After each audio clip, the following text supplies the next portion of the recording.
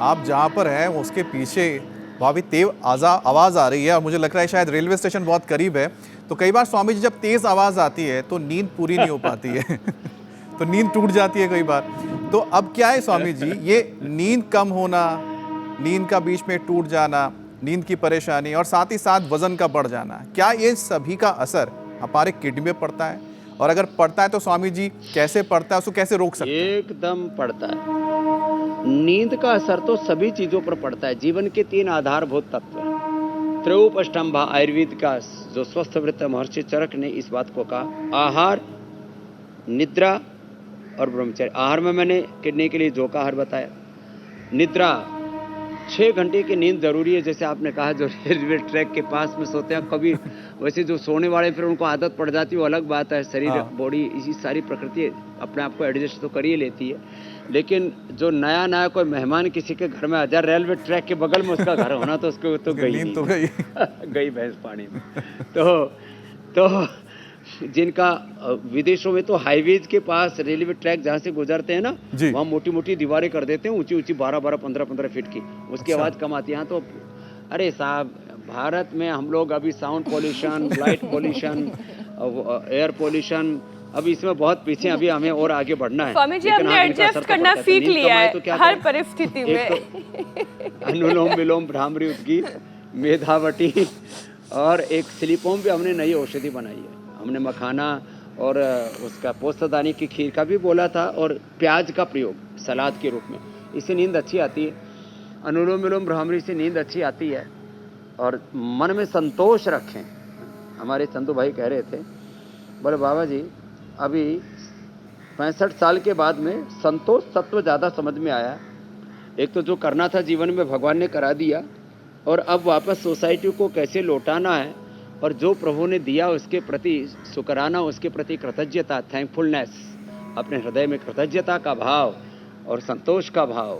नहीं तो आदमी बड़ा दुखी रहता, अशांत रहता, और जिसके मन में संतोष नहीं होता उसको नींद भी नहीं आती। 3 आदमियों को कतई नींद नहीं आती। एक तो जो नाजायज संबंधों के बारे में चिंतन करते हैं, माफ करना आप लोग तो सब अच्छे हो यहाँ पर जितने बैठे हुए हो, जो नाजायज संबंधों के बारे में बार बार चिंतन करते हैं उनको नींद नहीं आती। जो किसी की संपत्ति, सत्ता आदि नाजायज तरीके से हथियाना चाहते हैं उनको तो नींद कतई नहीं आती है। और जो कर्ज में भी डूबे रहते हैं और फर्ज पूरा नहीं निभा पाते उनको भी नींद अच्छी नहीं आती है। और इन सब के लिए एक अच्छा उपाय है, खूब जम करके एक्सरसाइज करो, शरीर थक जाएगा, और प्राणायाम करो, ध्यान करो, तो इससे इंद्रियां, मन भी शांत हो जाएंगे, नींद अच्छी आ जाएगी। और अगर आसपास हरा भरा वातावरण हो तो वो सुख भी आपको बहुत ही अच्छी नींद दिला सकता है। और इसलिए एक पौधा सेहत के नाम।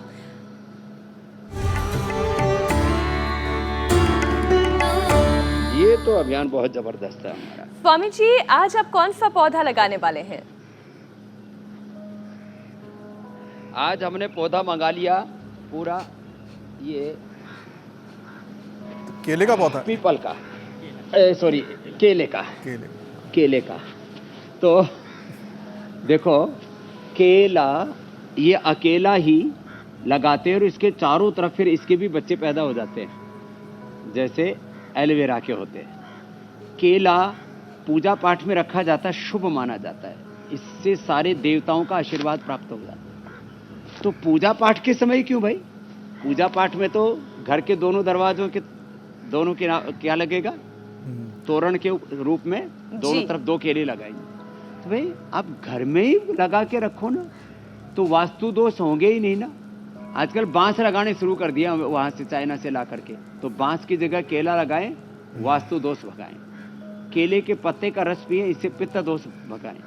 केले का जो जड़ है, केले की जो जड़ है उसको पीने से कितना ही भयंकर धातु का रोग हो, माताओं बहनों में वाइट डिस्चार्ज और बहुत ज़्यादा ब्लीडिंग होती है, और पुरुषों को बहुत नाइट फॉल, और जिनको सेक्सुअल डिसऑर्डर्स होते हैं, नामर्दगी की बीमारी है, वो दूर हो जाती है। लेकिन उसकी मात्रा 25 ml ही है, पूरा का पूरा पी लिया तो फिर तो भट्ठा ही बैठ जाएगा। केला जो है वो इतना पौष्टिक होता है, इसमें सारे पोषक तत्व होते हैं।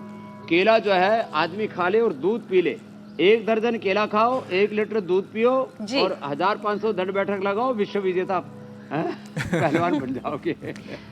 स्वामी जी, केला बड़ा आज जबरदस्त केले है। के पौधे आप की इसको गमले में भी गुण लगा सकते हैं, जमीन पर भी हमने लगा समझे हैं और केला का पौधा क्यों लगाना चाहिए वो हमने समझा।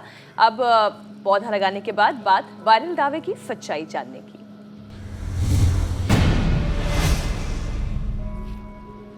स्वामी जी, अब दावा ये किया जा रहा है सोशल मीडिया पर कि बहुत सारा पानी पीने से गुर्दे बहुत अच्छी तरह काम करते हैं, तो ये दावा सही है या गलत?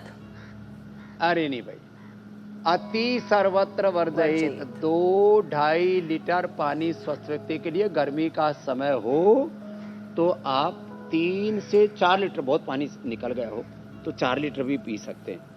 अब केले को सबसे ज़्यादा पानी लगता है, वैसे इसको ज़्यादा दिक्कत नहीं होती है, लेकिन आपने चने की फसल को ज़्यादा पानी दे दिया, बाजरे को ज़्यादा पानी दे दिया तो मर ही जाएगा। तो ऐसे अपने शरीर को, स्वस्थ व्यक्ति को 2-2.5-3 लीटर मौसम के अनुरूप पानी देना चाहिए। इससे ज़्यादा पानी पीने से भी किडनी के ऊपर ओवरलोड पड़ता है, उससे भी किडनी खराब होती है। तो बैलेंस, संतुलन ही सत्य है। ज़्यादा पानी पीने से किडनी अच्छी होती है, ये दावा सही नहीं है जी। इसलिए संतुलित पानी पिए।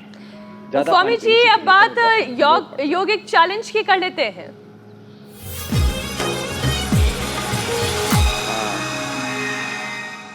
स्वामी जी, आपके योग चैलेंज को एक्सेप्ट करके बहुत सारे दर्शकों ने हमें बहुत सारे वीडियोस भेजे हैं। कोई अच्छे वीडियोस आपके सामने राजस्थान, सूरत, पुणे, मेरठ, गुजरात, हर जगह से बच्चों ने, और क्योंकि कल कैपिंग थी कि 12 साल से कम उम्र होनी चाहिए, 12 साल की उम्र तक के ही ये वीडियोस हैं, हम आपके सामने रख रहे हैं।